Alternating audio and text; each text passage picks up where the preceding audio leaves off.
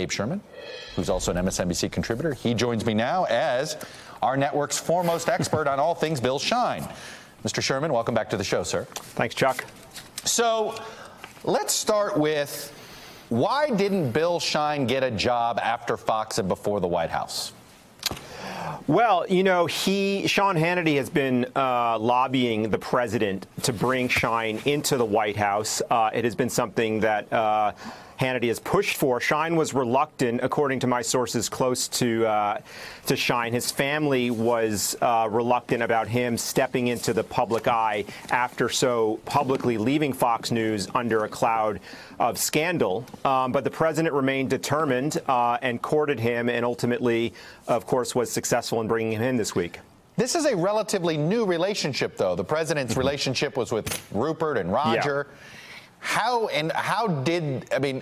So this was a Sean Hannity sort of connection here. Yeah. When did they connect? When do you get the sense that the president said, yeah, to borrow a pun, took a shine to Bill Shine? Yeah, well, you know, going back to the campaign, of course, Trump had a relationship with Shine. It wasn't close. His primary relationship was with Roger Ailes. But through the Fox orbit, Donald Trump was aware of Bill Shine. And then after the inauguration, as Sean Hannity emerged as Trump's biggest booster and de facto spokesperson in the media, that relationship developed. Sean Hannity brought Bill Shine down to the White House. They had a private dinner several months ago, and that relationship developed. I think what this is emblematic of, though, Chuck, is something you touched on earlier in the last block.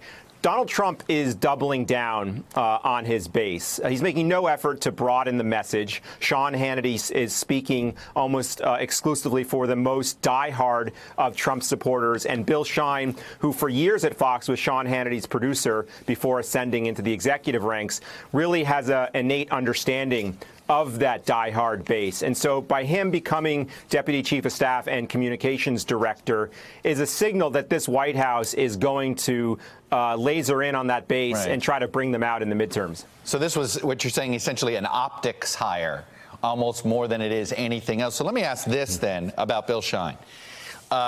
First of all, was he hireable outside of this White House? I mean, with all the how he was essentially escorted out of Fox News. You know, he wasn't invited to leave. I mean, you could say he was truly forced out.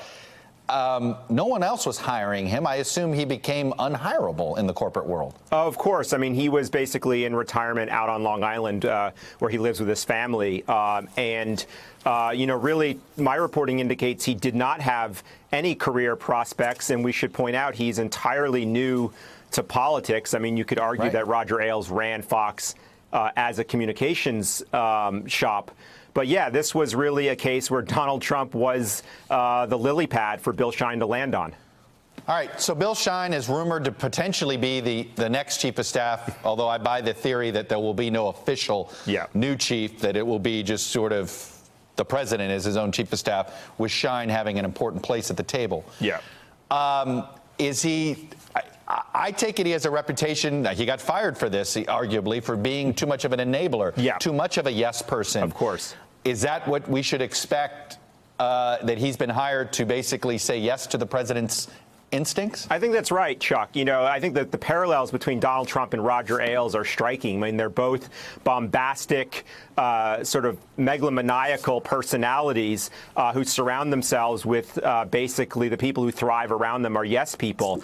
And so it's not, and on some level, surprising that Bill Shine is going to be working for someone that is very much like his previous boss. And he thrived at Fox because he was the one person around Roger Ailes who indulged his impulses, who encouraged him, who baited him. And that's really the kind of surrogates that Donald Trump likes as well. You know, I've been pondering through any scenario with which I would find myself at NBC in a situation where the boss or somehow ended up in a situation, if my former boss ended up in a situation like this. I have a feeling there would be a lot of people appalled, a lot of people concerned. What's the attitude over at the Fox organization? You know, I think it's split from the people I talk to. Obviously, the opinion side, such that it is. I mean, obviously, the network has a point of view. But the Sean Hannity's, Laura Ingrams, I mean, those people obviously are happy with this development. The news people, you know, Shepard Smith and others, I think, are more aghast at this. And you saw, I think, a very telling quote in a BuzzFeed article this week that was very critical of it. It was an anonymous Fox executive being very critical of Schein. So I think there is, you know, mixed feelings at Fox. And for those at Fox who are trying to do somewhat of real journalism, this is just further proof that Fox is state TV. You have the former network head now running communications for the White House. I was surprised, maybe I missed it. Was there anything from Fox News executives that came out and tried to reassert their independence, that they weren't some sort of arm now of the White House, since basically most of Fox News is, you know, I guess most of them that's still there at one time reported to Schein, right?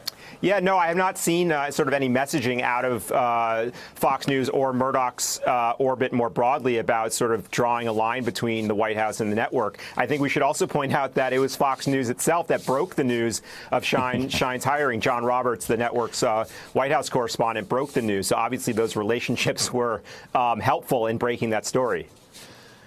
It'll be a fascinating experiment. Mostly, I am very curious to see how the Fox broadcast organization handles this. I think, you know, in some ways, presidents hiring people with media portfolios isn't new, but it is pretty new for an executive this high up to be there.